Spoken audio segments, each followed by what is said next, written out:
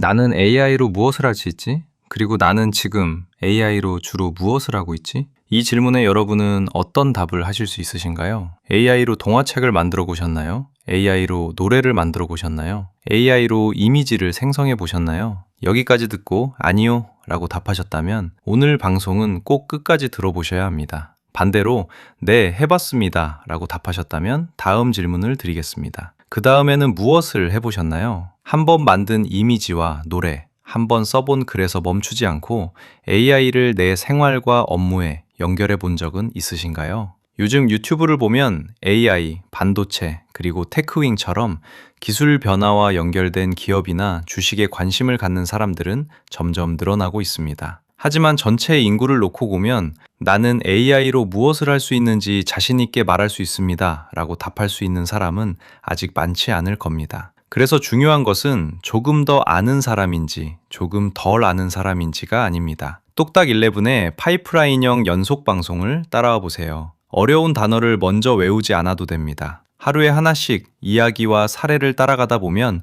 어느 순간 AI의 미로에서 길이 보이기 시작할 겁니다. 그리고 그 길은 결국 여러분의 일과 생활을 더 편하게 만드는 방향으로 이어질 것입니다. 어제 본편을 아직 보지 못하신 분도 걱정하지 않으셔도 됩니다. 다만 어제 본편을 먼저 보시면 오늘 이야기 속 김서방과 당근, 그리고 AI 파이프라인의 그림이 조금 더 선명하게 연결될 수 있습니다.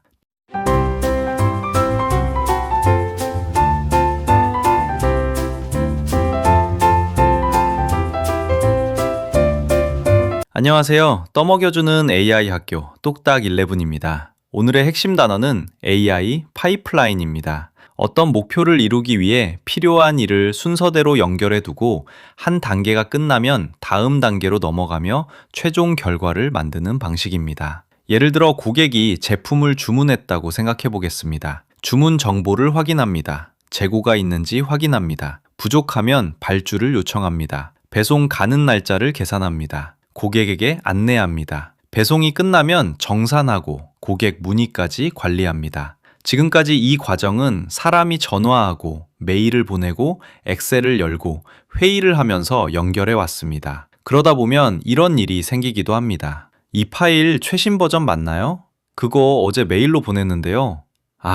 저는 다른 엑셀을 보고 있었습니다. 사람이 일을 못해서가 아닙니다. 정보가 여기저기 흩어져 있기 때문입니다. AI 파이프라인은 이 흩어진 일을 조금 더 자연스럽게 연결해 보자는 생각입니다. AI가 주문을 확인하고 재고를 조회하고 배송 가능성을 계산하고 문제가 생기면 사람에게 알려주고 중요한 결정은 사람이 하도록 돕는 구조입니다. 한 줄로 정리하면 이렇습니다. AI 파이프라인은 반복되는 일을 연결해 사람이 더 중요한 판단에 집중하도록 돕는 흐름입니다. 여기서 토큰, API, MCP, 스킬, 제이슨, 데이터베이스, 마크다운, MySQL 같은 단어가 등장하기 시작합니다. 처음 들으면 회의실 문이 열리고 외계어 발표가 시작된 것처럼 느껴질 수 있습니다. 하지만 지금은 외우지 않으셔도 됩니다. 다만 우리가 먼저 알아야 할 것은 약어의 철자가 아니라 그 약어가 결국 무엇을 편하게 만들어주는가입니다. 이제 그 이야기를 1953년의 김서방과 당근 이야기로 이어가 보겠습니다. 1953년의 김서방을 다시 떠올려 보겠습니다. 서울에 사는 김서방에게 사장님이 말합니다. 김서방, 오늘 안에 부산 다녀오게. 김서방은 아마 이렇게 생각했을 겁니다. 사장님, 제가 부산에 다녀오는 동안 회사가 폐업하겠습니다. 1953년의 교통 환경에서 서울과 부산을 하루 안에 다녀오는 일은 거의 불가능한 미션이었을 것입니다. 하지만 지금 우리는 서울에서 부산까지 KTX를 타고 이동하는 일을 특별하게 생각하지 않습니다. 중요한 점은 김서방이 게을러서 부산에 못 갔던 것이 아니라는 것입니다. 그 시대에는 인프라가 없었습니다. 도로와 철도, 차량과 통신, 예약과 결제 시스템이 지금처럼 연결되어 있지 않았습니다. AI도 마찬가지입니다. 지금 AI를 보며 저건 나와 상관없는 이야기 아닌가? 라고 생각하는 분이 많을 수 있습니다. 하지만 시간이 지나면 우리는 지금의 AI를 KTX가 등장하기 전에 교통 인프라처럼 떠올리게 될지도 모릅니다. 미래의 역사학자들은 2026년을 AI가 우리의 현실과 업무 속으로 빠르게 들어오기 시작한 중요한 전환점으로 기록할지도 모릅니다. 어제 본편에서 이야기했던 당근 이야기를 조금 더 깊게 해보겠습니다. 집에서 AI 안경을 쓰고 있는 사람이 있다고 생각해 보겠습니다. 냉장고에는 어떤 식재료가 남아있는지, 유통기한은 언제인지, 무엇을 먼저 먹어야 음식물 쓰레기가 줄어드는지, 오늘 내 건강 상태에는 어떤 식단이 도움이 되는지, 이런 정보들이 연결되어 있다면 냉장고에 있는 당근과 두부를 먼저 사용하면 좋겠습니다. 이 재료는 이틀 안에 드시는 것이 좋습니다. 이번 주에는 단백질과 채소 섭취가 부족했습니다. 이렇게 생활의 작은 결정을 도울 수 있습니다. 사실 우리는 매일 작은 결정을 너무 많이 합니다. 오늘 뭐 먹지? 뭘 사야 하지? 언제 주문해야 하지? 이 재료 버려야 하나? 이메일 답장은 언제 하지? 회의 자료는 어디 있지? 이번에는 농부의 입장으로 가보겠습니다. 농부는 매년 여러 걱정을 합니다. 올해는 무엇을 심어야 할까? 비가 너무 많이 오면 어떡하지? 가뭄이 오면 어떡하지? 힘들게 생산했는데 가격이 떨어지면 어떡하지? 그런데 기상정보, 토양정보, 작물 생육정보, 지역 소비량, 유통정보, 학교 급식 수요 같은 정보가 더 촘촘하게 연결된다면 어떨까요? 더 많은 정보를 바탕으로 생산 계획을 세울 수 있습니다. 온도와 습도, 빛과 영양 상태를 관리하는 스마트폰도 더 발전할 수 있습니다. 사람은 단순히 수치를 확인하는 데 시간을 쓰는 것이 아니라 어떤 작물을 키울지, 어떤 품질을 만들지, 소비자에게 어떤 가치를 줄지 더 깊이 고민하게 될 수 있습니다. 정해진 방식으로 사용할 수 있게 돕는 연결 규칙이라고 생각하시면 됩니다. 냉장고 정보도 있고, 농장 정보도 있고, 날씨 정보도 있고, 물류 정보도 있고 건강 정보도 있다고 해보겠습니다. 각각의 정보는 서로 다른 곳에 있습니다. AI가 아무 정보나 마음대로 가져오면 안 되겠죠? 그래서 정해진 권한 안에서 필요한 정보를 확인하고 필요한 도구를 사용할 수 있도록 연결하는 방식이 필요합니다. 그런 연결의 기준 중 하나가 MCP입니다. 그리고 A2A.